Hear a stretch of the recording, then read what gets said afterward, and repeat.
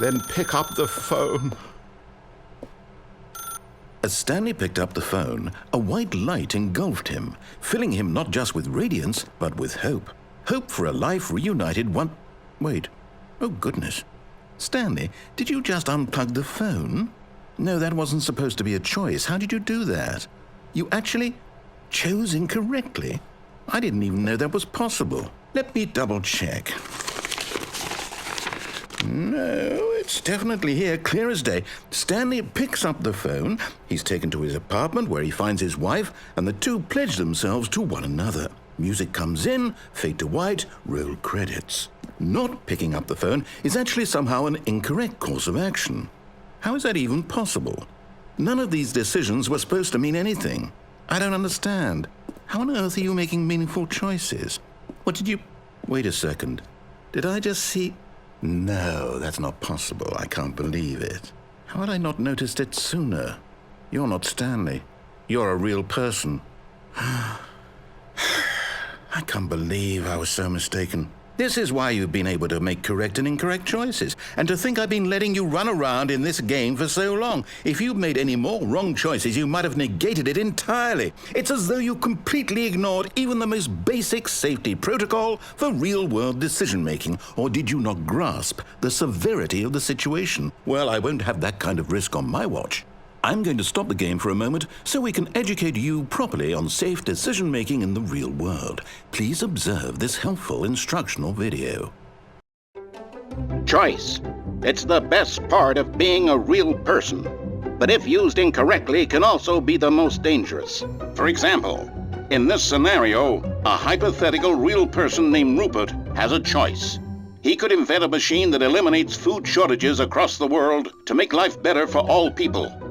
Or he could spend years of hard work forgetting how to read. Which choice would you make? Remember that unlike here, the real world makes sense, and at no time should you make a choice that does not conform to rational logic. If you find yourself speaking with a person who does not make sense, in all likelihood, that person is not real. Allow the person to finish their thought, then provide an excuse why you cannot continue talking. Turn to a partner and practice saying, "My goodness, is it 4:30? I'm supposed to be having a back, sack, and crack."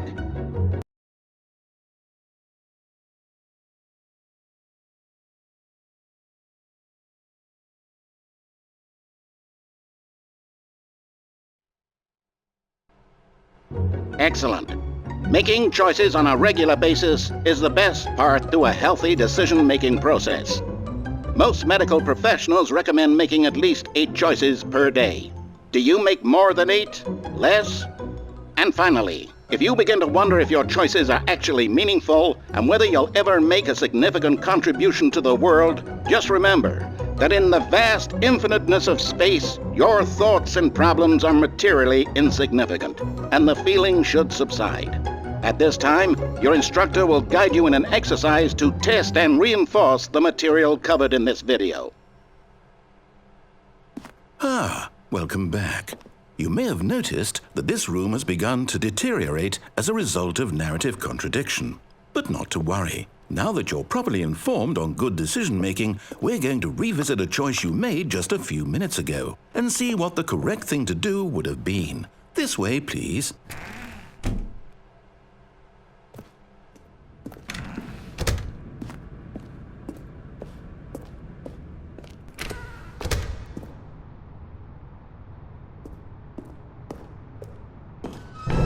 Now that we know your choices are meaningful, we can't have you jumping off the platform and dying.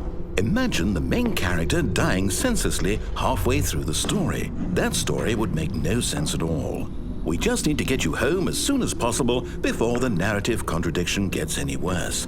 Unfortunately, it seems this place is not well equipped to deal with reality.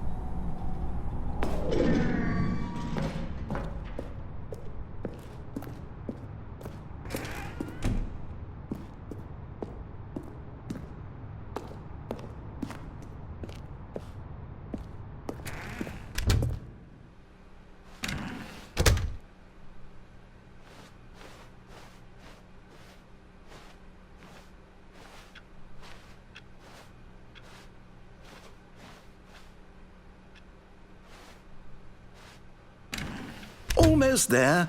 You'll take the door on the left, back to the correct ending, the story will have resolution once again, and you'll be home free in the real world.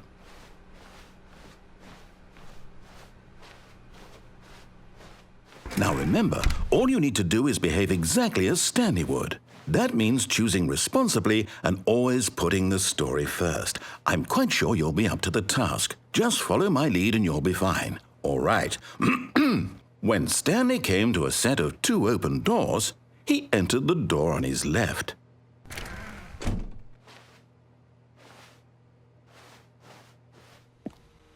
No! Why did you do that? Quickly, hurry back in the other direction. Perhaps we're not too late.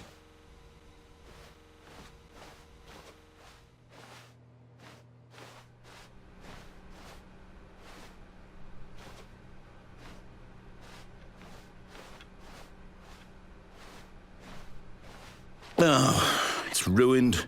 I can't believe, after everything we talked about, that my story, you've destroyed my work. Why? For what? What did you get out of that? What did you think was so special about seeing the game undone, left here like so much garbage? It's worthless now. And what am I supposed to do? Even if there were a way to continue, would it be worth it? To know that my story is now incorrect? How can I go back to that? I can't erase that knowledge. I'll have to live with it forever, reliving its impossibility forever. I couldn't live that way. Is it better to shut the game down entirely? To willingly destroy all of my work? I don't know. What's the answer? What do I do? What do I do? What do I... No, I have to. I have to shut the game down. I have to. I have to.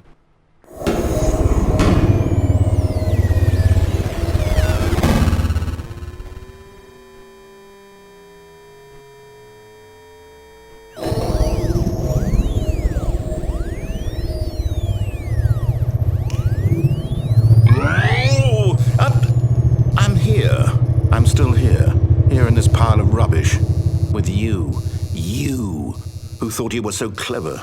Now look where we are. My entire game is destroyed. It was the only thing in the world that was mine, and you've run it into the ground. What, did you think that would be funny? You just had to see? Didn't I impress upon you how important it was to be like Stanley? He actually knows how to do what I tell him to. He understands that if I say to do something, there's a damn good reason for it. That thought hadn't even occurred to you, had it? That there's a world outside of you? You're a child.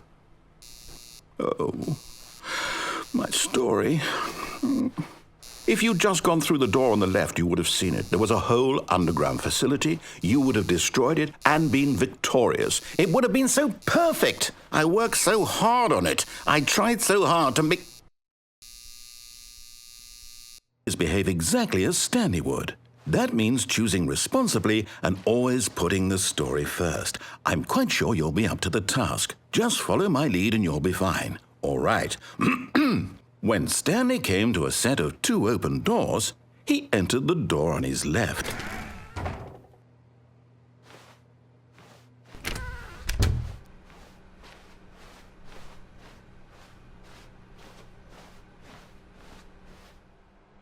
Yet there was not a single person here either.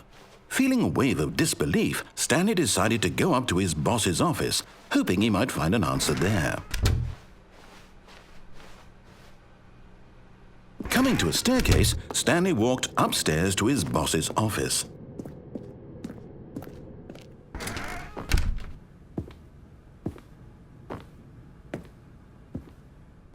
Stepping inside his manager's office, Stanley was once again stunned to discover not an indication of any human life.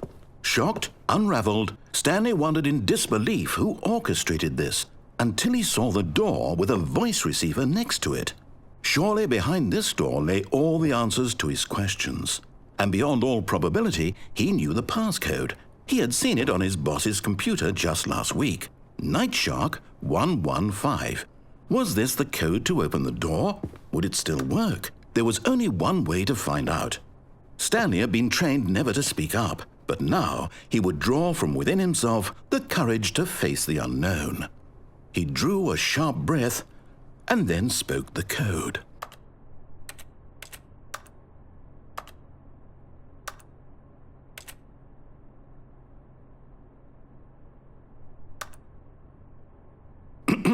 Stanley spoke the code.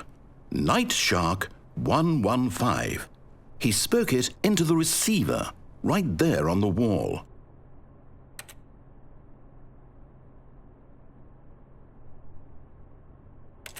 I'm sorry, is there a problem? You didn't mishear me, did you? Please speak the code into the receiver. Otherwise, we can't get on with the story. This is a crucial step.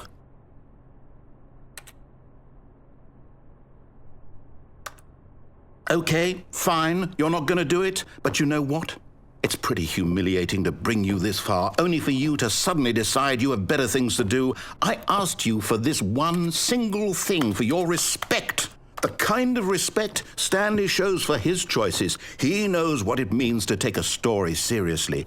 If you didn't want to see what I had to show you, then why did you come here? You had a choice, you know. You could have gone through the door on the right. You could have done whatever the hell you wanted over there. Why did you come this way? Speak. Say something to me. Explain yourself, you coward. You... When Stanley came to a set of two open